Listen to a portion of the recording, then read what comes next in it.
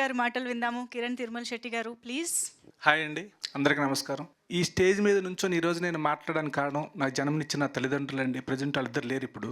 అట్లాగే ఏంటంటే నేను ఒక లారీ డ్రైవర్ కొడుకునండి. అందరిలాగా చదువుకోలేదండి, సింపుల్గా ఒక 10th వరకు చదువుకున్నవాడిని. ఈరోజు ఇక్కడికి వచ్చి ఈ డ్రింకర్ సాయి అనే సినిమా తీసి మీ అందరి ముందు నుంచున్నానంటే నాకు జన్మనిచ్చిన తల్లిదండ్రులే కారణం అండి. వాళ్ళిద్దరికి ముందు నేను మనస్ఫూర్తిగా నేను థ్యాంక్స్ చెప్పుకుంటున్నాను.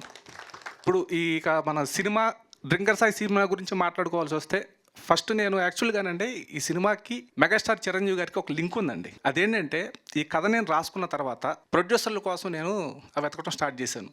1 సంవత్సరం 2 సంవత్సరాలు ట్రై చేశాను. ఇంకా బసవరాజు లహరిధర్ గారు వచ్చారు కదా, వాళ్ళ ఫాదర్ బసవరాజు శ్రీనివాస్ గారి దగ్గరికి వెళ్ళి, సార్ ఇది సార్ కథ, ఆయన తెలుసండి యాక్చువల్గా నాకు బేసిక్గా, సార్ ఇది సార్ కథ అంటే ఆయన ఏమన్నారంటే ఆయన చిరంజీవి గారికి క్లోజ్ ఫ్రెండ్ అండి. సార్ ఇట్లా సినిమా చేద్దాం అనుకుంటున్నాను సార్ నేనంటే, నా కథల గురించి ఏం తెలియదు కిరణ్, ఓ పని చెప్తా నేను బాస్ని అడుగుతాను, ఆయన ఓకే అంటే నేను సినిమా చేస్తాను, లేకపోతే నేను చేయనని మొహమాటలాగా చెప్పేశారండి. సరే అని చెప్పి ఒక రోజు ఆయన చిరంజీవి సార్ దగ్గరికి వెళ్ళి మాట్లాడితే కథ నేను వింటాను, బాగుంటే చేద్దు లేకపోతే వద్దని చెప్పారంట. ఆయన కథ వింటారు అనగానే నాకు టెన్షన్ స్టార్ట్ అండి. ఎందుకంటే ఆయన అల్లాటప్పగా ఓకే చేయరండి, కథ లేదు. ఇక దానికి ఏంటంటే నేను ఇక లేదు ఇలా చెప్తే ఆయన కంపల్సరీ నచ్చదని చెప్పి ఇప్పుడు నేను అనుకున్న డ్రింకర్ సాయి కథకి అసలు ఏదన్నా ఒక సోషల్ ఎలిమెంట్ ఒకటి మిక్స్ చేయాలి, దానికి యాడ్ చేయాలి, అప్పుడే నచ్చుద్ది ఆయన ఉద్దేశంతో కథని మళ్ళీ ఒక 6 నెలలు వర్క్ చేసుకొని వెళ్ళి మన జేకే మోహన్ గారు చెప్పడం జరిగిందండి. ఆయన నిర్మోహన్ చిరంజీవి గారికి మెసేజ్ పెట్టారు, సినిమా చాలా బాగా వచ్చింది, చాలా బాగుంది, కథ మంచి కథ అని చెప్పారు. చెప్పబట్టి ఆయన మన బసవరాజు గారికి మెసేజ్ పెట్టి you proceed, you will go అని చెప్పి ఆయనకి మెసేజ్ పెట్టారు. ఇక అలా స్టార్ట్ అయిందండి సినిమా. ఆ రోజు చిరంజీవి గారు నో అంటే డ్రింకర్ సాయి సినిమా లేదండి, అదనమాట లింక్. డ్రింకర్ సాయి సినిమాకి మెగాస్టార్కి లింక్ అదండి. ఇక సినిమా గురించి స్టార్ట్ అయిన తర్వాత ఇద్దరు ప్రొడ్యూసర్లు చేసుకుందాం, బడ్జెట్ ఒక మంచి బడ్జెట్ అని చెప్పి మన ఇస్మాయిల్ గారిని కలవడం జరిగింది. వీళ్ళిద్దరు కలిసి సినిమా నాకు ఎటువంటి ప్రాబ్లం లేకుండా ఫినిష్ చేశారండి. సినిమా కూడా మంచి అవుట్పుట్ వచ్చింది. ఇక క్యారెక్టర్స్ పరంగా మాట్లాడుకుంటే మన డ్రింకర్ సాయి క్యారెక్టర్ మన మహేష్ అండి, ధర్మ మహేష్, పేరు ధర్మ అండి. ఇక అతను ఏంటంటే సత్యానంద్ గారి ఫిల్మ్ ఇన్స్టిట్యూట్లో గుడ్ స్టూడెంట్, గోల్డ్ మెడలిస్ట్ అండి ఇతను. ఈరోజు సత్యానంద్ గారి దగ్గరికి వెళ్ళి అడిగినా సరే ఎవరు బెస్ట్ స్టూడెంట్స్ అంటే ప్రభాస్ గారి పేరు చెప్తారు, నెక్స్ట్ మన ధర్మ పేరు చెప్తారు. అంత డెప్త్ ఉంది ఆయన దగ్గర ఈయనకి. సరే నేను అట్లా సెలెక్ట్ చేసుకున్న తర్వాత ఎంత డెడికేషన్ అంటే క్యారెక్టర్ పరంగా అసలు 24 గంటలు నాకు ఎప్పుడు డిస్కస్ చేసిన ఇదేనండి. సార్ ఇప్పుడు అలా చేద్దాం ఇలా చేద్దాం, ఒకసారి మీరు చేసి చూపించండి, డెఫినెట్గా బాగుంటుంది సార్, ఇది బాగాలేదు సార్, ఫుల్గా అసలు డిస్కషన్ చేసి క్యారెక్టర్ లీనమైపోయాడండి. ప్రజెంట్ ఇప్పుడు కూడా అలాగే ఉంటాడు అతను. సినిమా రిలీజ్ అయ్యే వరకు డ్రింకర్ సాయిగానే ఉంటాడు ఇతను. అలా ఇతను క్యారెక్టర్. నెక్స్ట్ ఈ అమ్మాయి ఐశ్వర్య అండి. ఐశ్వర్య వచ్చేసి అమ్మాయి జమ్మూ కాశ్మీర్ అమ్మాయి అండి. అమ్మాయి తెలుగు రాదు, కాకపోతే చాలామంది ట్రై చేసి నేను చివరికి ఏంటంటే ఈ అమ్మాయి ఫేస్ కట్ చూసి నాకు ఖచ్చితంగా నా బాగీ క్యారెక్టర్కి సెట్ అవుద్దన్న ఉద్దేశంతో ఈ అమ్మాయిని పిలిచి ఆడిషన్ చేశాను. తెలుగు రాకపోయినా చేయగలుగుద్దన్న నమ్మకం నాకు వచ్చిందండి. ఆ రోజు మొదలు అమ్మాయితో ఆడిషన్ చేయించుకొని చక్కగా నీట్గా చేసుకున్నాం.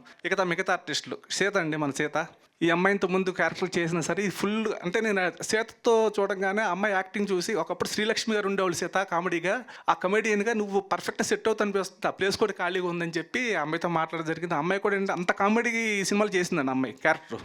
అట్లా నెక్స్ట్ మన రాజేష్ కానీ, వినయ్ కానీ, ఇట్లా మొత్తం మిగతా వాళ్ళందరూ బాగా కొత్త కూరలు తీసుకున్నాను సార్. అంటే పెద్ద ఆర్టిస్టులు మనం ఏం చేస్తాం, వాళ్ళతో మనం అంటే డేట్స్ ఉండవు, మనకి ఎప్పుడు ఫినిష్ అవుతుందో తెలియదు సినిమా, మనం అనుకున్న దాని ప్రకారం వెళ్దు. కాబట్టి ఏంటంటే కొత్త వాళ్ళని పెట్టుకుంటే సేఫ్గా ఉంటామని చెబితే మంచి వాళ్ళలోనే బాగా చేసే వాళ్ళందరినీ తీసుకొచ్చుకొని శుభ్రంగా వాళ్ళ క్యారెక్టర్స్ అన్ని చెప్పుకొని నీట్గా చేయించుకుంటామండి. ఫైనల్గా అయితే సినిమా అంటే అంటారు కదా సార్, చిన్న సినిమా అనేసరికి అందరికీ చిన్న చూపు ఉంటుంది. యాక్చువల్గా సినిమా వచ్చి థియేటర్లో రిలీజ్ అయ్యి పెద్ద హిట్ అయితే తప్ప మా మొక్కలు ఎవరు చూడు సార్, ఆ విషయం మాకు తెలుసు.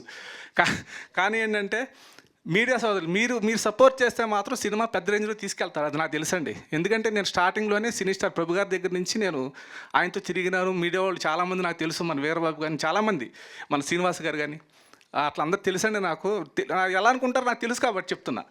అట్లని కొంచెం మీరందరూ పెద్ద మనసు చేసుకొని కంటెంట్ చూశారు అంటే బూతులు గీతులు అన్న విధంగా ఆలోచించొద్దండి. సినిమాలు కేవలం ఏంటంటే యూత్ని టార్గెట్ చేయడం కోసం నేను ఈ విధంగా చేశాను. కానీ సినిమాలో మాత్రం నెంబర్ 1 విషయం ఉంటుందండి, లేకపోతే ఆయన ఓకే చేయడు పెద్ద ఆయన. అది మాత్రం డెఫినెట్గా ఇప్పుడు ఒకవేళ ఏమైనా నెగిటివ్గా నా మీద ఉన్నా సరే రేపు సినిమా అయిన తర్వాత డెఫినెట్గా అందరూ మంచి సినిమా తీసామని చెప్పి మీరందరూ మెచ్చుకుంటారు సార్, ఆ నమ్మకం నాకు ఉంది.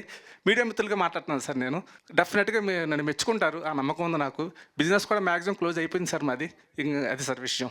ఇంకోటి ఏంటంటే ఈ ఈవెంట్ చేసినటువంటి మన శ్రేయస్ మీడియా వాళ్ళకి, అట్లాగే మన యాంకర్ మంజుష గారికి, అట్లాగే నా ప్రొడ్యూసర్స్, వీళ్ళిద్దరూ లేకపోతే ఈ సినిమా లేదు సార్, ఈ ఈవెంట్ కూడా లేదు సార్. వాళ్ళిద్దరికి నేను మనస్ఫూర్తిగా థ్యాంక్స్ చెప్పుకుంటున్నానండి. Thank you very much.